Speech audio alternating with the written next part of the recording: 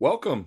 Wager Talk Today for Wednesday, May the 14th. We are live, noon Eastern, 9 a.m. Pacific, and of course, archived 24/7 here on YouTube TV, Wager Talk TV. And also, we stream live on X, Instagram, TikTok, Twitter, whatever the kids are calling it nowadays. And we have a great show for you as always. Gianni the Greek leading us off. Going to have the Steam report as he does every day here at the top of the hour. And also, we have a couple other special guests. Art DiCesare back from the Westgate in Las Vegas. Nick Borrman going to talk some PGA Championship. Sean Alvarez talking the Preakness. I'm going to have a big game breakdown, an update on that Knicks Celtics game. But, Johnny, let's get right to it. We've got some horses, some golf, some bookmakers. But we have a lot of baseball, obviously, and a lot of basketball as well on a daily basis. What are you looking at? Yeah, rarely do I have this much information this early in the morning. We placed 15 bets in baseball already on today's card. That's rare for this early. We've been betting later and later in the day. But hooked up with a real good connect that's been sharing some stuff of the groups that he bets with. So I'm getting a lot more volume than I ever had, and it's working out well. We even bet the NBA game tonight. I'll just dive right in. First, let's get hockey out of the way because there's nothing really sticking out there, at least from our side. Edmonton up 3-0. All the money's on Vegas at home. All the money's on the over from the recreational bettors. The team up 3-0. They're a little worse than a coin flip in this spot. A team like Edmonton, Vegas does win more times than not, at least history in this spot. They usually are able to make it 3-2, then go back on the road for game 6 about 55% of the time. So not surprised by the Vegas money or by the over money in that second game. Florida and Toronto, home team's done damage. So no surprise Toronto's getting the money there as well. Pivotal game 5. When tied 2-2, the home team in this exact spot in this round of the playoffs, 15-7. They've won close to 70% of the time. And the bettors are following that history. Again, they are betting Toronto. They're betting the over. So no surprise there. They're betting Vegas and over. They're betting Toronto over. In the NBA real quickly, Steve, Knicks, Boston. Knicks up 3-1. And the money's coming in on the Knicks. Now, they don't do well in this spot. The team in Boston's position actually makes it 3-2 at home 75% of the time. It's happened 28 times. A team like the Knicks are 7-21. So no surprise, the wise guys are helping the books by coming in on the Boston side. The only reason this line's not up to 5 across the board or 5.5 even, 5 being one of those key NBA numbers, is because of all the public money on the Knicks. So it's a sharp versus public situation with the wise guys all over Boston. All over. Yeah, Boston minus the 4.5, Boston money line. And then in Golden State and Minnesota, this is the most one-sided. Nothing from the betting syndicates yet, but I can promise you the books are really going to be cheering in the Minnesota side. And that team's done well in this spot. Money's coming in on Golden State. But the team in Minnesota's spot has won 5 of the last 6. So they're 5-1, went up 3-1 in this round and playing that pivotal game 5 at home. They've been able to wrap it up more times than they haven't. With that said, the spread becomes the great equalizer and you're looking at a double-digit number. And I think that's why you're seeing so much heavy public money on the dog there. I mean, this one, 8 out of every $10 bet is already on Golden State and the over. And I think that's just going to continue. So the books will need Minnesota to follow history, get the job done, and turn this into a blowout. Because, again, it's a big double-digit spread. That's what's going on in the playoffs. And like I said, I got a lot of baseball. Let me know when you want to dive into that. Yeah, we'll talk about that in a moment. I mean, I did my NBA video yesterday. I do it the day before. We put it up right after midnight. And Tatum was not likely to play. That line was 4.5, 5. It actually went from 5 to 4.5 yesterday afternoon. And then he was ruled out after I did the video with the Achilles surgery. He's obviously out for the season. It's held steady now at 4.5, 5 still. So, I mean, they basically had that priced almost to 100% no Tatum as of yesterday. But the Golden State line is interesting, Johnny, because that was 11.5 in most spots, but the sharper books had 11 yesterday afternoon. And now, like you said, there's a lot of 10.5s out there. And even like Pinnacle now is 10 plus 10.5 minus 0.9. So it's almost hitting 10. So interesting that everyone's back in the Warriors after 3 straight losses, but they've only lost once in the series by more than this margin. And that was when Minnesota was coming off their only loss. And in game 2, they blew them out. But once again, no Curry tonight. No Tatum for Boston. It's just been a mess. It's hard to believe the round two's only been 10 days because the Pacers have already eliminated the number 1 seed. The Knicks might eliminate the number 2 seed, the favorite. And keep in mind, Boston was minus money to win the conference before this round even started. To win the next 2 rounds, they were minus money. It's been insane. How have the syndicates done overall? I mean, this was not a good round 2 for me. I mean, when teams are blowing 20-point leads left and right, it usually doesn't work well for me. No, I've done okay. I mean, we've been very selective. It hasn't been a lot of action. I mean, there'll be most days where we have absolutely no side, no total. And then about 90 minutes before tip-off, we get a handful of the player props, which, again, have done well. And those always do. You know, it's one of those markets that really do. It hasn't been like a phenomenal NBA playoffs of late. But I know over the last 7 days, I'm looking right now. I know I'm 8-3. You know, again, it seems like volume 11 plays, but that's not all that much for me. And yeah, we went 8-3, up about 14 units. So just been very selective. That's been the key. Not betting every single game, not betting every single situation.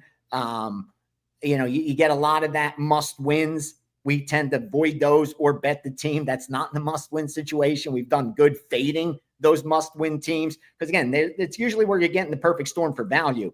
The pressure's on, which isn't a good thing. You can't quantify it. But then the must-win adds a premium to that team, that must-win. And we've made some money betting against those spots. But like I said, it's been staying very selective is what's done good for us. And like I said, tonight, we're looking at the Celtics side and nothing in the later game. Yeah, I think one of the best adages in all of sports betting is teams would not be in must-win situations if they were good enough to win when they had to win. And we see that all the time in December in the NFL. If you just blindly play against those must-win teams with teams that are out of the playoffs, you make money. And it's several reasons for the reasons you mentioned. The line's inflated, and teams sometimes aren't as good as everyone thinks they are. The Celtics, without Tatum, in a must-win spot tonight for the next 3 games. We'll see how that turns out tonight. And it makes sense. You know, we usually think a player's worth more than they are. You know, now. My big thing for the Celtics tonight, I'm going to dig into this one in a little bit of a big game breakdown, is that Celtics are now 21-3 off a loss, 19-5 against the spread. And if Tatum was in this lineup, you know, this line would be 9 or 10 probably. Exactly. So you're right. It's probably cut in half. But for me, though, you got to wonder about the mindset of the defending world champs, knowing they've got to win 3 straight now without their best player. Do they show up? So I think this is a real dicey game tonight at 7 Eastern.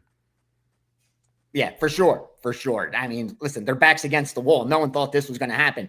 Bettors were betting them after game 1, after game 2, after game 3. Like the adjusted series price, everyone's looking for reasons to take Celtics. They were even laying juice down 2-0. And they were willing to lay juice to bet the Celtics. Right. I thought it was a great spot to get value on the Knicks. Again, they're not supposed to win the series, but you know, anything can happen. I don't think Boston has any chance of coming back and winning this series, but I think they can extend it to 6 games, maybe even steal it and push it into 7. That would be the best. If you could get the Knicks Celtics game 7, I think that would be a great betting opportunity, because I think the not only will the more or less the narrative be Knicks are going to choke, but I think you get another premium attached to the Celtics. I think you'd get some value on the Knicks in that game 7. Yeah, and I'll give you some props too. You mentioned a few games ago that Indiana was the value play at like minus 190. They were in the minus 190 range, I believe. And you talked about how they might not win the series, but there was no value with Cleveland at like plus 140, plus 150 to come back, and that obviously wasn't even close. So yeah, don't fall for the plus 400 trap on the Celtics here, folks, because they got to win 3 straight without their best player. I think it's very unlikely. They might not even win tonight. Baseball, how's baseball been treating you, first of all? And do you see anything today on Wednesday? Got a lot of daytime action here on Wednesday. I had a 4% in on St. Louis game yesterday that got postponed, but then had another 4% in on Arizona. Took a nice lead early, but they ended up losing that game. So that was my loser in baseball, but finished 4-1 overall yesterday. So it was a really good day. Been doing good in baseball. Still number 1 profit-wise in 2025 baseball season so far. A lot of that has come from college baseball. But I can't complain with Major League Baseball either. I love betting baseball each and every day. I feel confident the next morning I'm going to wake up and there'll be more money in the accounts than the night before. And it's kind of worked out that way. Like I said, I got a lot of volume today. It's going to be harder for me to narrow it down. I wish it could have been the older days. I just give out all 15 plays and make my life easy. But you know, I got to help my subscribers by narrowing down that list for them. So let me just rattle some off. I'll give you a 4% play I already released. This is a 4% play, which is 1% of bankroll, and it's on 901, game 1, St. Louis, Philadelphia, over 8.5, over 8.5. Pay that juice. Just don't go over 9. 8.5 is readily available. You don't want to go to that key number of 9, if you agree with me, that is. Next, 904, under 8.5, Arizona, San Francisco. 905, over 8, Pittsburgh, New York Mets. 907, over 8.5, Washington, Atlanta, and also Washington first 5. So that's 1907, Washington first 5 on the money line, plus 130 and plus a half a run at minus 110. Game 912, under 8, Yankees, Seattle, under 8, Yankees, Seattle. A couple first 5 innings for you. A couple first 5 inning sides. 918, Toronto minus 140. 919, KC plus 115. And 925, Colorado plus 180. So that's 3 first 5s for you. Colorado, KC, Toronto. I even give out 3%. I'll give that to you guys now as well. 919, over 8, 8.5, KC, Houston. And then 921, Milwaukee plus 130. That's a ton of volume I gave you guys. You should be able to pick off a couple nuggets there and find some winners within all of that steam in Major League Baseball already. I can't give you all 15. I mean, I got subscribers and kids to feed. So, you know, I got to do what I got to do. But, you know, you're up early, going to give you as much gold as possible. You take that gold, you narrow that down to your strongest, and hopefully we make some money tonight. And let me ask you, Johnny, too, there's a couple double headers here. Do you guys ever do anything with double headers? Do you ever, I mean, is there any kind of angle that people are using with game 2s, bullpens, and game 1s? Obviously, it's tricky with the quick turnaround, but in general, I kind of stay away from them because there's a lot of uncertainty, especially in that game 2. You can maybe handicap game 1, I guess. That's what we do. That's what we do. Almost always, it's game 1. Right. And then after game 1, something may come in based on, you know what I mean, how they're handicapping that. And it's a perfect example today. Phillies, St. Louis, over 8.5. Like I said, I bet that for 4%. And then game 1 in Minnesota, Baltimore, they went under. I haven't done anything with that one. The public's all over the under as well.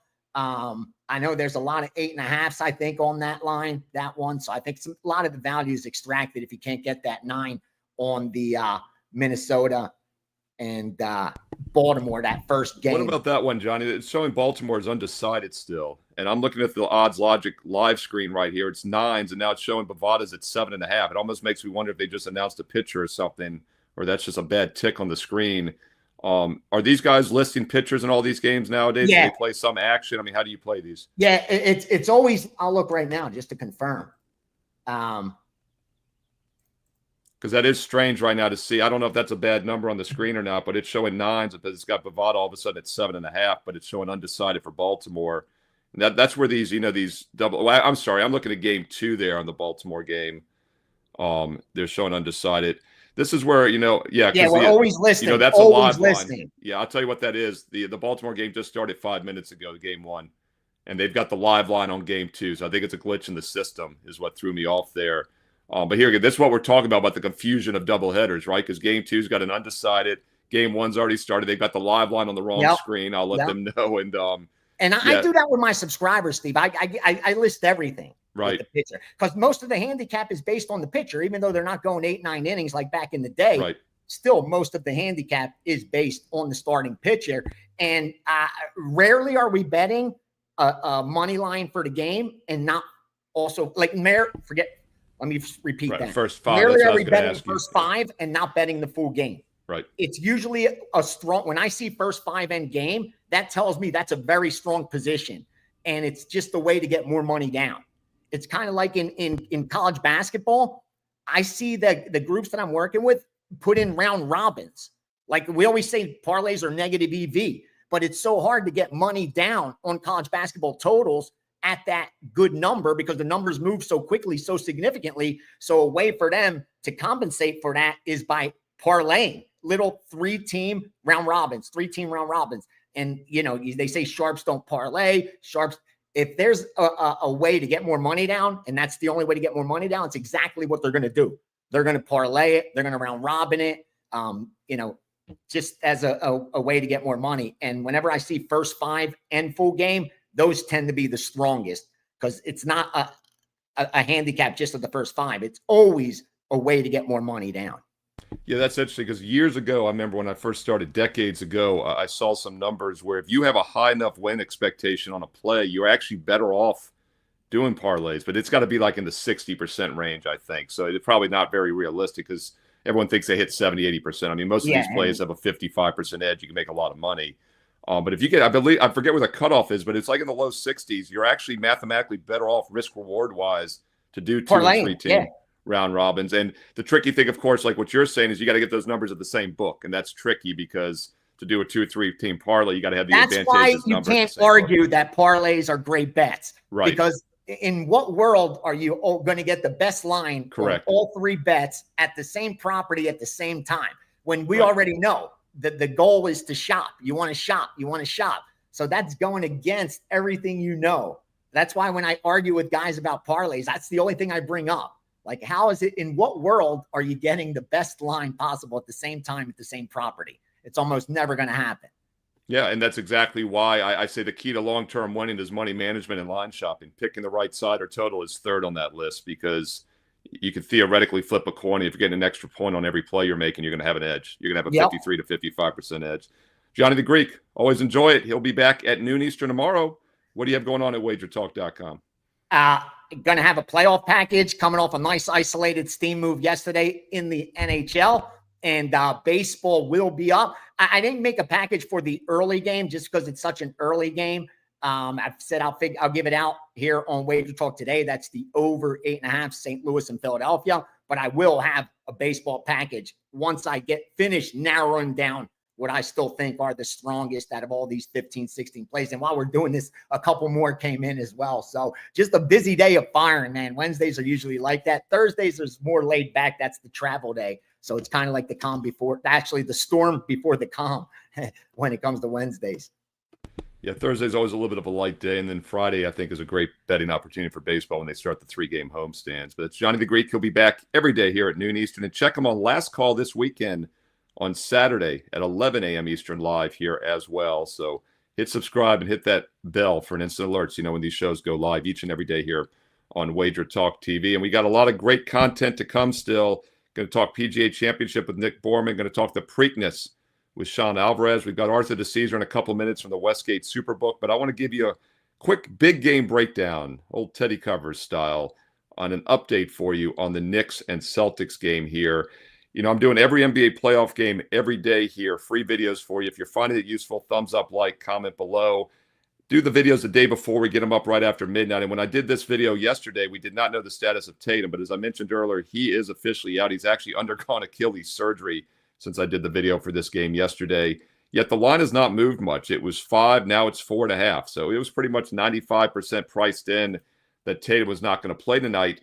So does anything change now? I don't think so. Normally I'd be all over the Celtics in a bounce-back situation.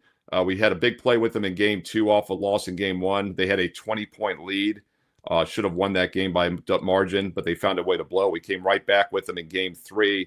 Also, their team total over. So we actually had 8% on them in Game 3. I like the spot even better, and they did rebound. They're now, as I mentioned earlier, they're, I believe, 21-3 straight up, 19-5 against the spread off a loss. So normally we'd be all over Boston. And yes, we're getting half price Wednesday, because this line was probably going to be 10. Now it's 4.5, 5 without Tatum. The concern I have, though, is does Boston show up? They've got to win not only this game, but 3 straight now, knowing that their superstar is out. And that's a tall order. What I do want to focus on here, instead of the side in this game or even the total, let's look at some player props. And we do have a little bit more certainty now. I talked about these in the video yesterday, but we weren't sure 100% if Tatum was out. Now we know he's out. So I think guys like Jaylen Brown and Derek White are going to step up. They both had a good amount of points. They had 20 and 23. Keep in mind, Tatum had 42 in Game 4 the other night. They still lost. But the guy I think could be the little X factor tonight and get more shots, more minutes is Porzingis. He only had 7 points in Game 5 the other night. He only played 24 minutes, only took 6 shot attempts, was 0 for 2 from 3. but I think he continues to play more minutes. He's not 100% healthy. That's a concern. He's had 8 or less in every game in this series. He's priced at 14.5 now. If you want to take a little bit of a flyer on a guy that could have a bigger game tonight because Tatum is out, I think it's Porzingis, and Derek White and Jaylen Brown would be overs for me as well. As far as that New York Knicks side, we're never fading superstars. Jalen Brunson, 39 points in the last game. Hard to fade him. But once again, I think some of those secondary Celtic guys, over props could be worth a look tonight. And I'm going to stay away from the side in this one for now. Boston's been money in the bank off a loss, but do they show up? Your guess is as good as mine. Comment below in the live chat and also on the replays here. Let me know your thoughts on these games. We do truly read the comments, and we reply back. This game at 7 o'clock Eastern tonight, Wednesday on TNT. All right, let's keep it rolling. It's a little basketball for you. And let's talk about all sports now with Art DiCesare from the Westgate Superbook in Las Vegas, Nevada. Art, great to see you. I just saw your message on X. I missed it last night. So excited to be guest hosting this one time when you get to come on because it's been a while, my friend. How have you been doing? Yeah, Steve, when I heard it was going to be you and I today, I was really pumped, man. It's been a long time, so a lot of fun to talk to you. You know, we can obviously talk baseball, NBA, NHL, whatever you want to do, my friend.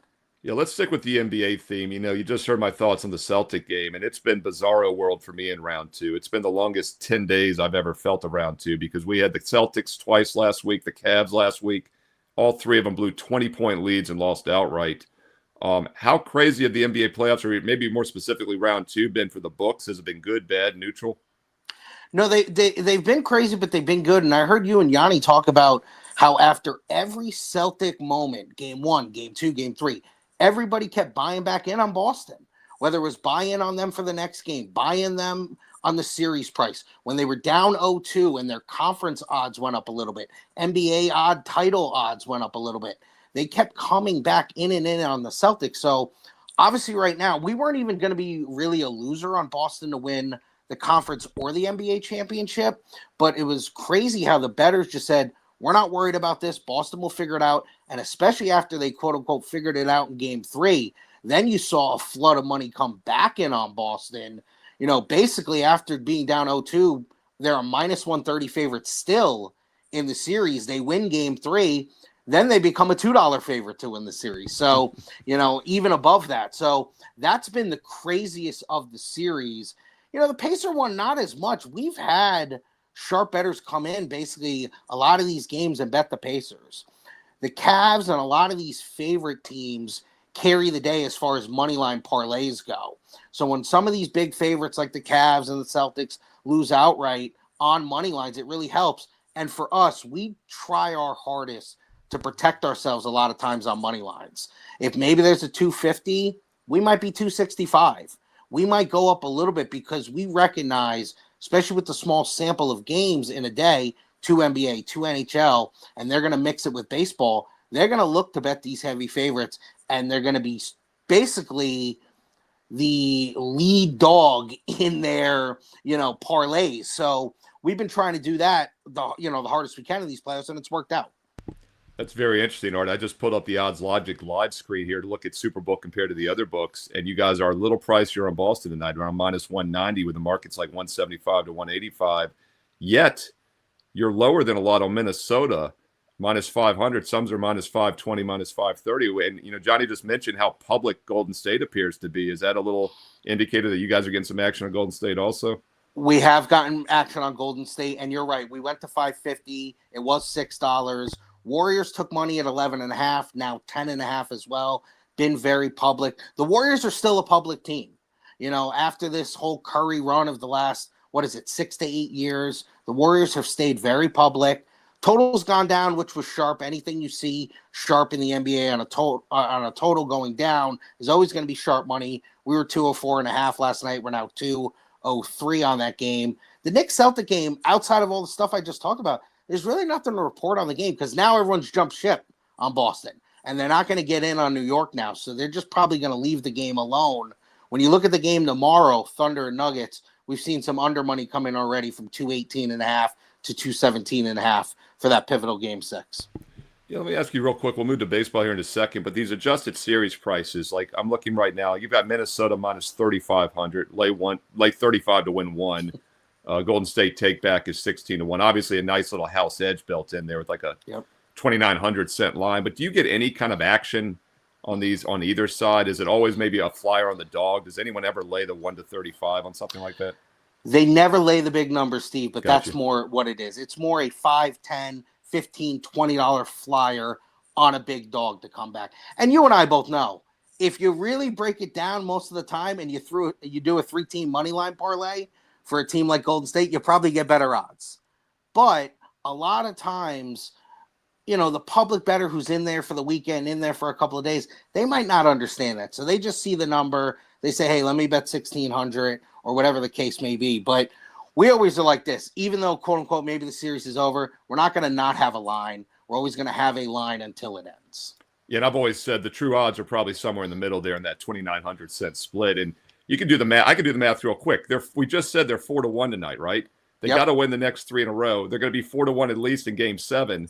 That right there is 16-1 if you money line parlay, roll it over. So it just shows you why you're so much better off doing, like you said, a single game money line rollover. NCAA tournament, we talk about this all the time. And then also, have Curry been in the lineup and he got hurt, you could have just stopped and locked in your profits or something. So excellent point, and that really is a textbook example there. I didn't figure you got much action on that, but I was always curious when I see those big prices. Speaking of money lines, baseball is in full swing, no pun intended. How's baseball been for you all this year? Is it still you all against the Sharps this early in the season? It is, but I will say this about baseball, and especially today, there's a lot of big favorites that have moved overnight, 20, 30, 40 cents. You look at the Mets, minus 250 up to minus 290. Cubs, minus 210, minus 220. You saw the Blue Jays go from a minus 135 favorite up to now over $1.50, minus 152. The thing we thought we were going to fight all year, and we're still fighting it a little bit, is the Dodgers. But the Dodgers, despite, having a winning record, being in first place or whatever it is, a game, here or there, they're not the winning cover machine like they've been and people thought they would be. We figured we would be having to fight Dodgers minus 1.5, and in some spots having to be, saying, forget the 1.5, we're putting up 2.5s, and it just hasn't gotten there yet. Now, we've had to do that with Colorado. We had that in the San Diego series here where we said, and it was the game that Colorado won and then fired their manager, where we had to put up a 2.5.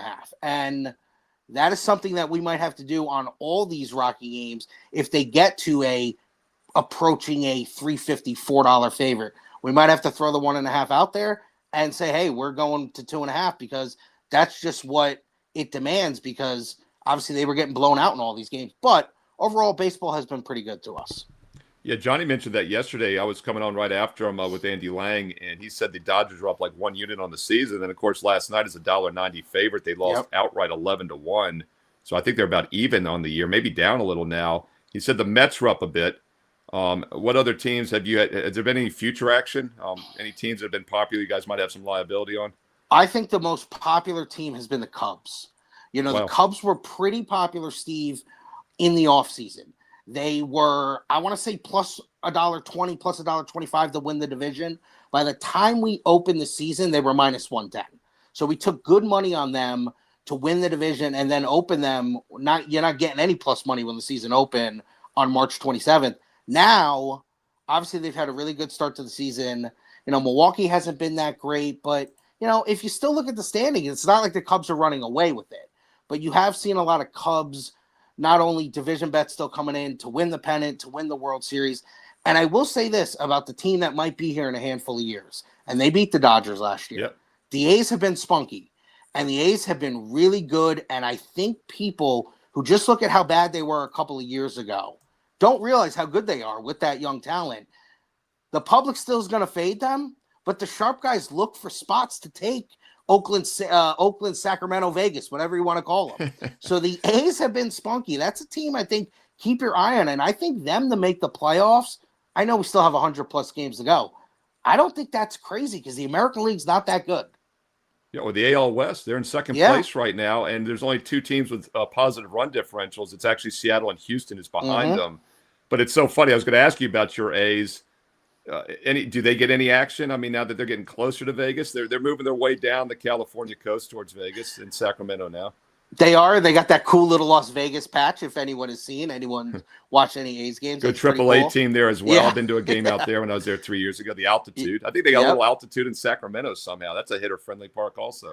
Yeah, so, I mean, the A money that comes in is always sharp money. Always looking for a spot because even still, you look, and you throw out when they play the Dodgers because Dodgers are going to be favored over everyone.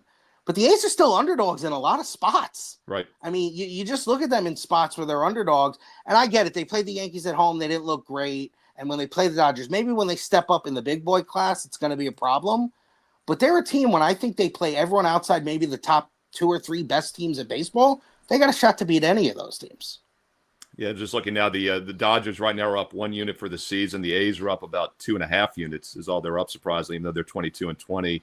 But what jumps out to me, though, is they're 14-7 away, 8-13 at home. Now, some of that's schedule strength, but I actually thought they were going to have a pretty strong home field this year is one of the reasons I thought they would be better. So if you told me they were 22-20, I'd say not a surprise, but I would have thought that home road record was reversed.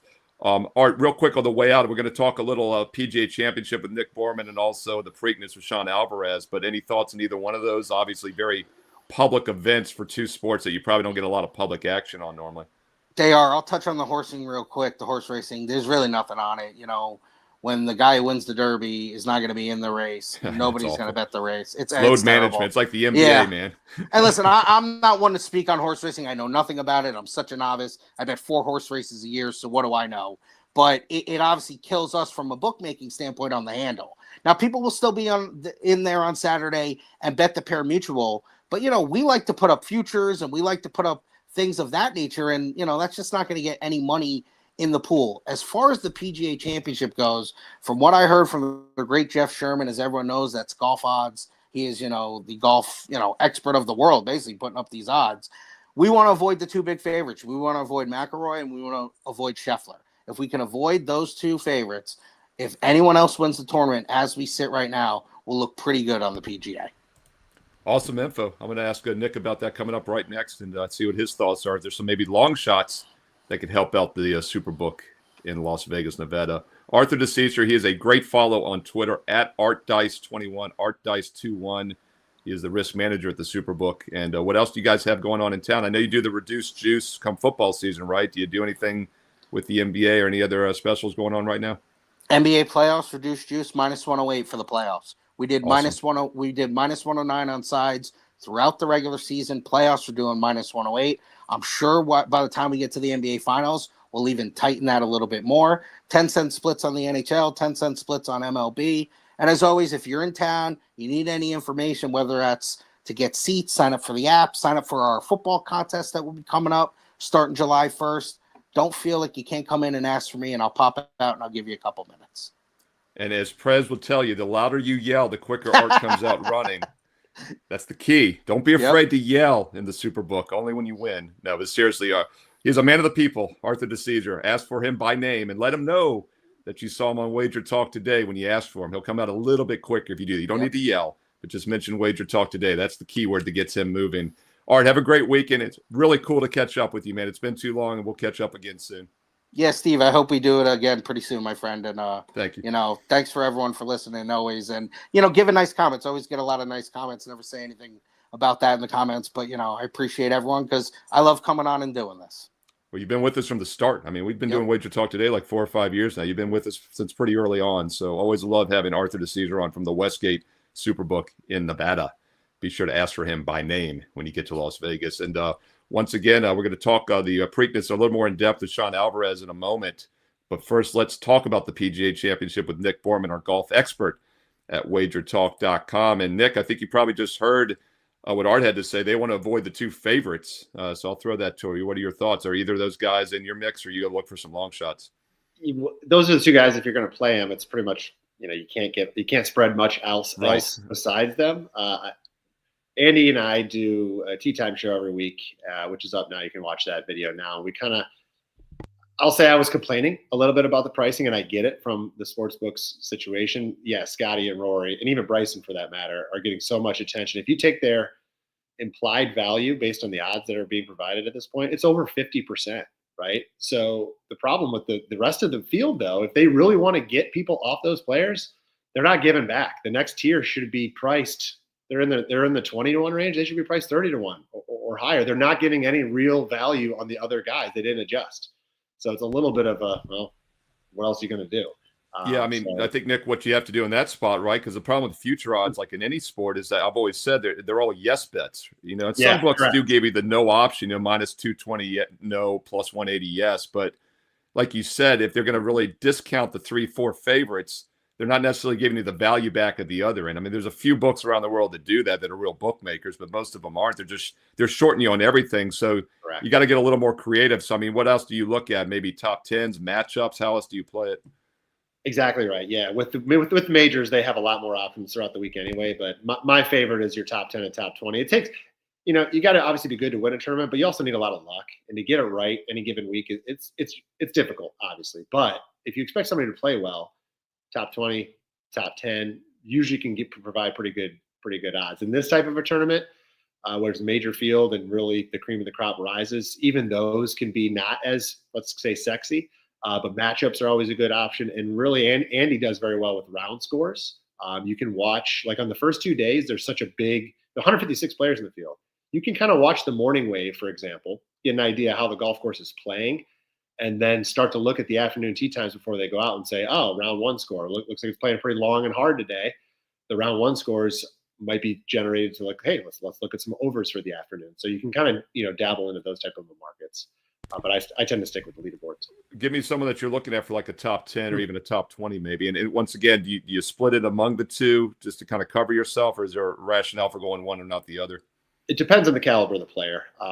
So Justin Thomas, I won't go into him too much. I'll give a plug real quick for for Tee Time, which is again available to watch right now. We talked about Justin Thomas. We talked about the big three. JT for me is that next wave guy. He's a guy I would look at more on the top 10 market. He's playing well enough and consistent enough that that's where he's going to fall, right? If the top 20 doesn't, you know, you're starting to get to minus 110 or worse odds at that number. And if you get into the dead heat rules, they start to chop you. It just becomes not so much worth it. But JT is a guy that I think is that next wave. That's, again, let's call it comparative value to the other players. It's not real value as far as what should be offered in these odds, but it's comparative value that JT should be getting some action. So I just wanted to mention him as a guy. And you can get my full breakdown on JT if you watch our Tee Time show. But he's 22 to 1, and I like him as a 2 to 1 on the top 10 market. He's been playing that well that he can get in there. But I got a real good guy for you, Steve. Yeah, well, I was going to say the one nice you want to talk about a long shot or yeah, something. I was going to say, you know, like NASCAR's similar, but you don't get the long shots like you do in golf. But these guys can hit, and you can play multiple long shots is what I like. You're getting 50 to 1, 70 to 1. You can mix in a good amount. It's good risk reward. So yeah, definitely give us a long shot. And what do you got? Well, man, I'm looking at it now. What do you got? I'm like over almost 200 to 1. That's the definition of a long shot. So obviously in these type of events, major championships, the cream of the crop, tend to rise at the top. The PGA Championship is the one major that has really thrown some weird winners in over the years. That are you get guys that have won north of 100 to 1 before, and it will happen again. I mean, Phil Mickelson won this event at 51 years old just 3 years ago at 150 to 1. So this happens at this major for whatever reason more than any other. Andrew Novak is the name I'm circled in on this week, and if you know true golf pundits are here watching and listening, they're going to be familiar with the name. If you don't know much about golf, you're going to have no idea who the heck I'm talking about. But a lot of recency bias going on here for me with Novak, but he's on a heater. His last start last week, he finished tied for 17th at the Truist. That's his worst start in the last 6 weeks. He won 3 weeks prior to that at the Zurich Classic. That's a partners event tournament, so it's a little bit different, but he was playing so well going into it. It's like, okay, this is going to happen. Prior to that win, solo second at the RBC Heritage. That's a signature event, so it is almost like a major field. He lost in a playoff to Justin Thomas, and then his start before that, tied for third at the Valero Texas Open the first week of April. So you got a guy that's playing extremely, extremely well right now. And the stat that I love that nobody's going to really pay attention to or know unless you're deep diving this is, if I told you in that last 6-7 week period, who are your best total strokes gained guys, right? That's the data behind every shot taken on the PGA Tour and how they measure each other. I guess nobody would be surprised to see Rory, Scotty, and Bryson there, obviously leading the way. Andrew Novak ranks 7th in that total strokes gained in this field, 156 people, yet those guys I mentioned, 5-1, 9-1, even you get down to like John Rahm and Justin Thomas, as I mentioned before, they are ahead of Novak. They're at 20-1, 22-1. Novak ranks 7th. He's 190-1. Steve, 190-1. Now, will he actually win this event? Probably not. Let's be honest, right? But will he play well enough? Because he has been playing well enough to be relevant come Sunday. And by relevant, I mean maybe on the first page of leaderboard, maybe on the second page of leaderboard. This is where the guy, the top 20, is for me is a home run. He's plus 450 just to get a top 20. He's plus 1,100, 11-1. He's better odds to finish top 10 than it is for Rory or Scotty to win the whole tournament. So Novak, I think, provides a ton of value for the way he's been playing. He's got the distance that's needed to contend on this track. It's very, very long, and he's got an incredible short game. And the longer the course, the more the short game comes into play, because obviously your second shots into greens are longer. Your dispersion is a little bit wider. You're going to miss some greens. And if you can get a guy that's pretty consistent and can rely on that wedge to get him up and down, that's going to save him a handful of shots over the course of the 4 days. And in golf, even one shot can make or break all the difference. So I love that fact. So Andrew Novak, I think, is the name nobody's probably thinking about, but I think he provides some great value as a long shot this week. Yeah, I like it. I like that graphic. That set 7-1 in predicting winners this season as well. It's pretty impressive. And I also like the fact the longer the course, the more the short game matters. Mm-hmm. And I don't think many people would think of it that way, but it makes a lot of sense. Yep. So that's a great insight here from Nick Borrman. PGA Championship this weekend. And Nick, you and Andy cover golf with Tee Time. Check it out here on WagerTalk TV. And also you have a nice little buy one, get one promo going at WagerTalk.com. Yeah, Andy and I paired together for this week's major. So all PGA Championship plays from Andy and myself available for one pack at $29. It's all 4 days. That includes, whatever matchups or daily ads we go through on the way. I've been trying to dabble in the outright market after round 2, sometimes after round 3, right? Obviously the odds go down, but now I was telling Andy on the show, so going back to the beginning of March, after 36 holes, the winner has been no further back than tied for 5th. Wow. So yeah, your odds aren't going to be great, but at that point now you're really there's not a lot of guys coming back, and this field is probably going to be like that. So there'll be some add-ons for the week, but 4 days, $29, you get both of us. Now, if you've got Novak in that top 5, do you start to hedge a bit? But you've also got top 10, top 20 bets with them. I mean, obviously, when you're playing a 190-1 future long shot in any sport, there's probably some hedge built in since you don't necessarily expect them to win. How do you approach that? Yeah, that can easily be done with matchups, because the last rounds on Saturday and Sunday, the players are paired together based on where they sit going into that next round, right? So the leader's going to go out last. They're going to be paired together. So he's going to be paired together. Let's say he's in the top 5, right? He's going to be paired together with somebody else in the top 5. Well, you can simply take a head-to-head matchup that day in case he's like, all right, well, if he doesn't have a good day today, he's probably not going to win. That means the other guy he's playing against likely beats him today, and that's a good way to sneak in a little hedge.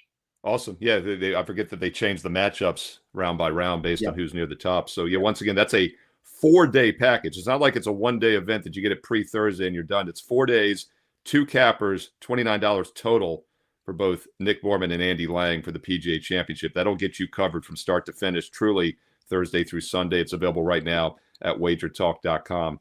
Nick, great seeing you. Continue to crush it on the links. Thank you, We'll Steve. talk to you again soon, my man. Appreciate it. By the way, Andy Lang will be back tomorrow on Thursday and Friday. He is traveling back from Detroit to Indiana. And I'm seeing a lot of the comments here in the live chat. I'll have to go back and check X and whatnot, because apparently Kelly's got casino videos. Johnny Detroit's chiming in here about some winnings and some gamblings. I think they might have hit the Tigers game. I saw something about a Greek festival. I'm totally confused now. Trying to run a show here, Nick, and read the comments in the chat at the same time gets very. We're trying to distract you. But once again, check out Nick on Tee Time here on Wager Talk TV. There's some great content, and thumbs up, like, subscribe, and comment below. We do truly read the comments and we reply back. All right, we talked a little golf. Let's finish off the show with the Preakness, part of the Triple Crown, and we'll bring on our horse racing expert from WagerTalk.com, Sean Alvarez. And Sean, we talked a few weeks ago about the Derby. I did last call actually with you. Now I get to do Wager Talk today with you for the Preakness. They just bring me in for the Triple Crown, man. We'll see what the Belmont holds for us. You get the extra week off for the Belmont, right? So that'll be like 3 weeks from now. I don't follow horses too close, neither does Art DiCesare, but he pointed out that the Derby champ not running, load management for horses, just like the NBA, right? The Preakness is always like this. So we see this every year. We see 20-some horses in the Derby. we see 7 or 8 or whatever it is this year in the Preakness, and then we see maybe a few more in the Belmont. It's a much longer race, but what are your thoughts on that? I mean, those are the times we live in both the NBA and horse races, it seems, load management. Yeah, I mean, Arthur kind of hit the nail on the head. It's never good when the Kentucky Derby winner skips the Preakness, but from somebody that has been following and is into horse racing as I am, obviously, like you kind of said, load management. The horse always comes first. He wasn't necessarily hurt coming out of the race, but turning around in 2 weeks, he's not necessarily a Triple Crown type of horse. He's not, an American Pharaoh or a Justified. Obviously, we're not going to get the answer to that question with him skipping the Preakness, but, I think the connections as well as the trainer, wanted to take care of the horse, want to run the horse a little bit longer and maybe not push him 2 weeks into the Preakness. Maybe something happens. Some horses run such a bad race or come out of a race, so poorly that they never really get back to the form that they were in, when they were at the top of their game. So, taking care of the horse, moving forward, hopefully, see him in the Belmont, see him in a lot more graded stakes. And, it obviously isn't going to help with, the public betting and getting a little bit more money in the pools. But, like you said, it's still the Triple Crown. It's still the Preakness. There's a lot of really good competitive races on the undercard as well. So don't necessarily have to win the Preakness, although that, leaves us with a better taste in our mouth as the card ends. Yeah, we'll talk more about this promo in a moment, but you get all of Sean's Friday and Saturday selections for just $30 at WagerTalk.com. Also, you guys are going to record Pony Pundits tomorrow on Thursday, Marco D'Angelo and Kelly Stewart as well. So definitely more in-depth analysis for the Preakness here on Wager Talk TV. Make sure you click subscribe and click that bell for an instant alert. But give us a long shot while we got you, a little bit of foreshadowing, what you might be talking about tomorrow on Pony Pundits. What's a long shot, dude? And I know long shot in the Preakness is a lot different than a long shot in the Derby, right? When you have 20-some horses. But this is still maybe someone that's not at the top of the card for a lot of people.